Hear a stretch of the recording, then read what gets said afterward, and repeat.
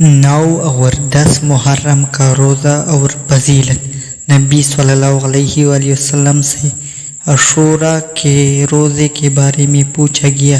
آپ صلی اللہ علیہ وآلہ وسلم نے فرمایا، وہ گزشتہ سال کے گناہوں کا کفارہ بن جاتا ہے۔ عبداللہ بن عباس رضی اللہ عنہ کہتے ہیں کہ جس وقت رسول اللہ صلی اللہ علیہ وآلہ وسلم نے عاشوراء کے دن کا روزہ رکھا اور ہمیں بھی اس کے روزہ رکھنے کا حکم فرمایا تو لوگوں نے عرض کیا، یہ اللہ کے رسول، یہ ایسا دن ہے کہ یہود و نصاری اس دن کے عظیم کرتے ہیں، اس دن کے تعظیم کرتے ہیں۔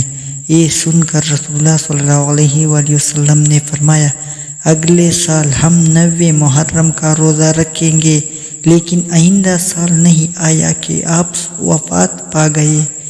عبداللہ بن ابن عباس رضی اللہ عنہ فرماتے ہیں، یہودیوں کی مخالفت کرو اور 9 اور 10 محرم کا روزہ رکھو۔